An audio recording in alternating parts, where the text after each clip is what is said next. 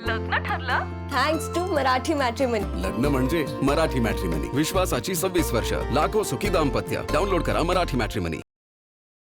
जो एक्सरसाइज है, ये जो इनिशिएटिव है तोड़क कार्रवाई, वो हमने शुरू की. आज इसका चौथा दिन है. इस दौरान कल की डेट में यानी कि 21 तारीख को जो हम ये कार्रवाई कर रहे हैं, उस कार्रवाई को स्टे कराने के लिए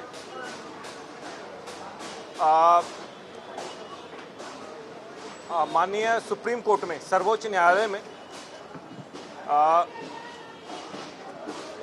एक पिटीशन लगाई गई थी जिसको स्पेशल लीव पिटीशन बोलते हैं. और ये दूसरी बार हुआ ऐसा. 29 अप्रैल को आप सबको याद होगा कि 29 अप्रैल को माननीय हाई कोर्ट ने हमारे फेवर में जजमेंट दिया था और एक अपील की गई थी. उस जजमेंट के खिलाफ माननीय सर्वोच्च न्यायालय ने उस अपील को भी खारिज किया और जो माननीय हाई कोर्ट है उनके जजमेंट को सही ठहराया था. फिर से एक अटेम्प्ट लिया गया, एक स्पेशल लीव पिटीशन की गई थी जिसको फिर से सर्वोच्च न्यायालय ने खारिज किया. और उसका सीधा संदेश ये मिलता है कि जिस प्रकार की हम कार्रवाई कर रहे हैं वो बिल्कुल सही है. इससे हमें और बल मिला और इसका नतीजा आप सब देख सकते हैं. अभी तक आज चौथा दिन है. जितनी इलीगल स्ट्रक्चर्स यहाँ पे थे, ऑलमोस्ट 100% स्ट्रक्चर्स को डिमोलिश कर लिया गया, उनको हटा दिया गया है. बाकी जो माननीय हाई कोर्ट के आदेश में ये मेंशन था कि 100 स्ट्रक्चर्स को हमें नहीं डिमोलिश करना है, तो उन स्ट्रक्चर्स के ग्राउंड फ्लोर को हम एज इट इज रख रहे हैं. और जो उन 100 स्ट्रक्चर्स के ऊपर जो फ्लोर्स बनाए गए हैं, ग्राउंड फ्लोर को छोड़कर पहला मंजिल, दूसरी मंजिल, तीसरी मंजिल, कहीं कहीं चौथी मंजिल, इन सभी हायर फ्लोर्स को, ग्राउंड फ्लोर को छोड़ के हम सभी फ्लोर्स को हटा रहे हैं. और इस हटाने की प्रक्रिया में जैसा आप देख पा रहे होंगे, हमारे जो डेडिकेटेड स्टाफ हैं वो रात से ही लगे हैं और इन हाई फ्लोर्स स्ट्रक्चर्स को मैनुअली वो हटा रहे हैं.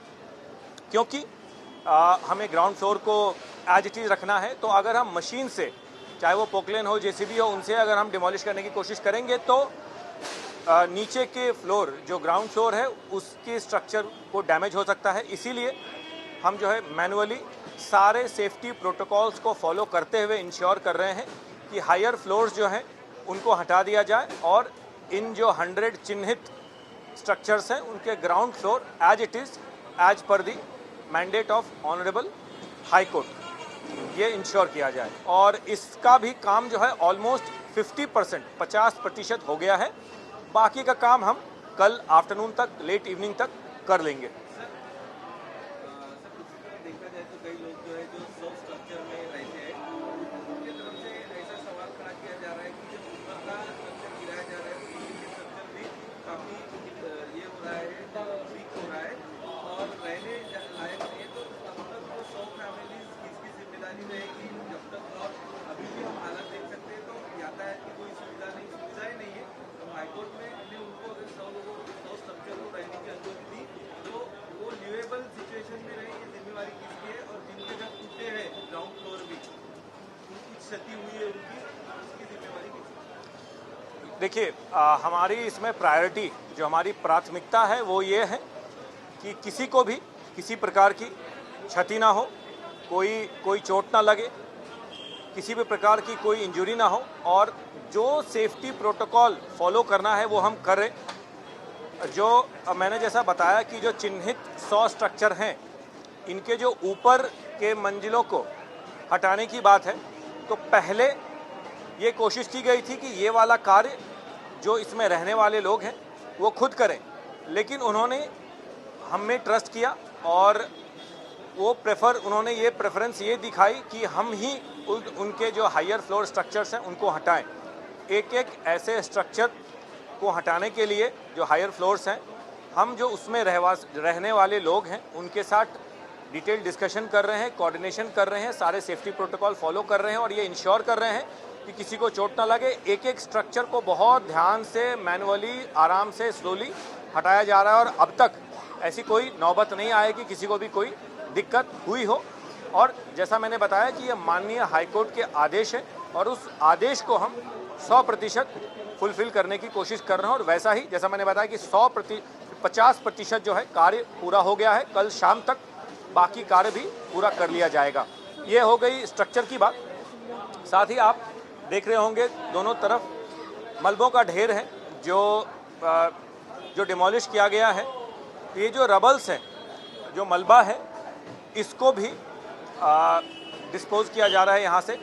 अभी तक जो नॉर्थ साइड है, मतलब मेरे लेफ़्ट की तरफ जो बांद्रा टर्मिनस की दिशा में अगर आप कल के मुकाबले कंपेयर करें तो ऑलमोस्ट आधा जो है हो चुका है। तो जो यहाँ पे मलबा जनरेट हुआ है तो नॉर्थ साइड का मलबा ऑलमोस्ट आधा से ज़्यादा यहाँ से डिस्पोज करके एक हमारे साउथ साइड एक इंटरिम लोकेशन पे उनको लेके जाया जा रहा है और फाइनली आफ्टर सम टाइम उस इंटरिम लोकेशन से भी हटा के उसको मुंबई एरिया में हमारे 2-3 लोकेशंस ऐसे हैं जहां रेगुलर बेसिस पे हम जो है मलबा जो हमारा जनरेट होता है ट्रैक के साइड से नॉर्मल क्लीनिंग के दौरान, हमारे डेजिग्नेटेड 2-3 लोकेशंस हैं। उन्हीं लोकेशंस पे फाइनली ये जो पूरा यहाँ का मलबा ये जो जनरेट हो रहा है वो उन जगह पे फाइनली भेजा जाएगा, हटाया जाएगा। तब तक जो इसके साउथ साइड में जैसा मैंने बताया इंटरिम रूप से इन मलबों को वहाँ लेके जाया जाएगा। साथ ही कुछ लोकेशंस पे फेंसिंग और बैरिकेडिंग का भी कार्य शुरू हो गया है।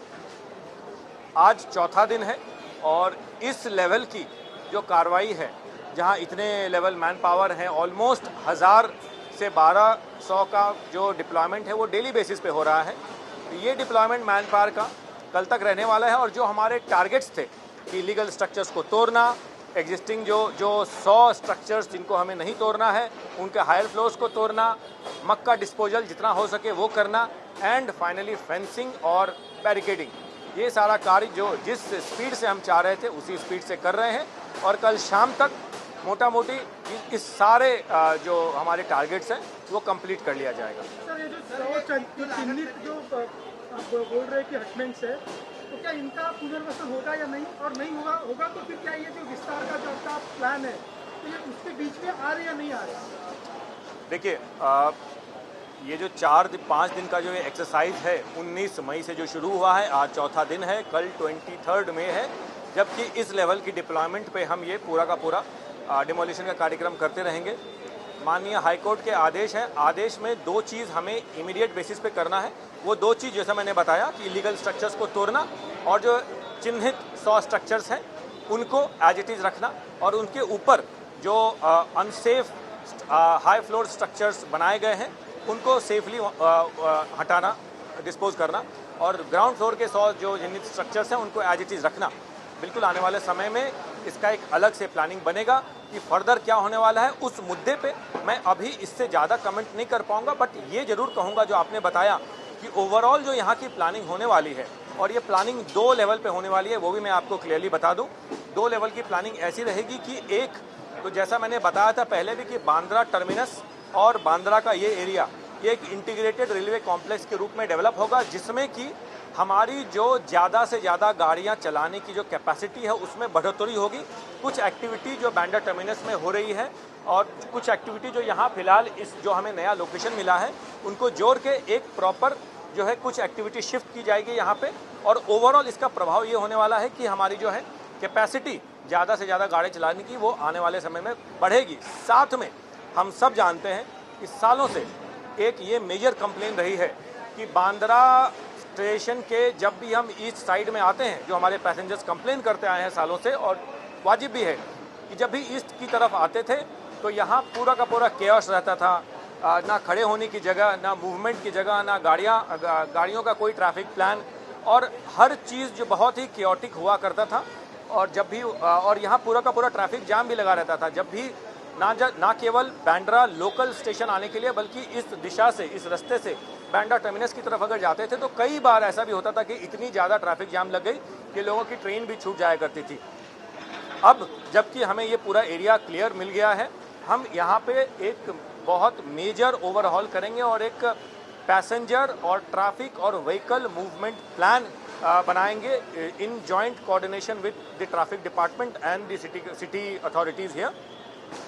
चूँकि जो उसका एक अगर ब्लूप्रिंट कहें तो जो हम बांद्रा वेस्ट में जिस प्रकार की ट्रैफिक मूवमेंट हम देखते हैं, जो पैसेंजर मूवमेंट देखते हैं कि पैदल चलने वालों के लिए भी जगह है, अलग अलग लेन्स बनाए गए हैं, अलग अलग टाइप ऑफ व्हीकल्स के लिए there is a space, designated space for public transportation.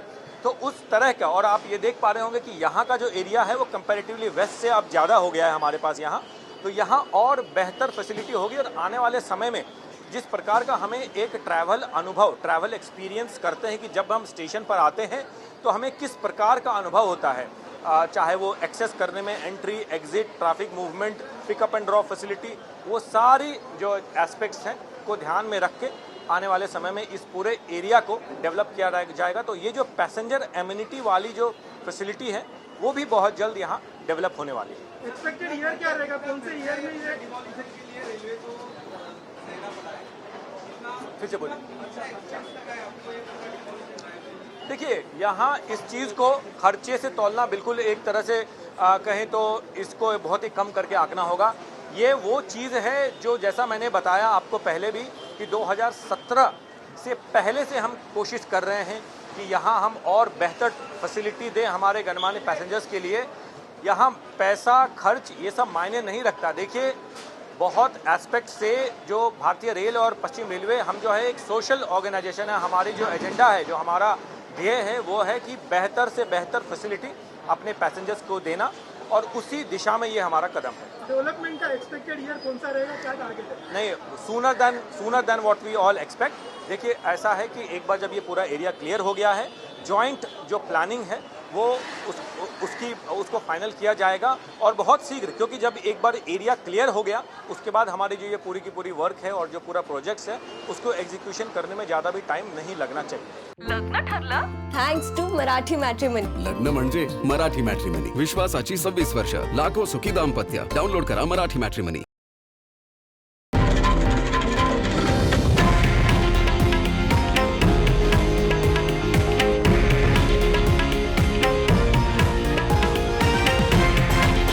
हे आहे देशातील नंबर 1 न्यूज नेटवर्क आणि आपण पाहत आहात TV9 मराठी, एकमेव.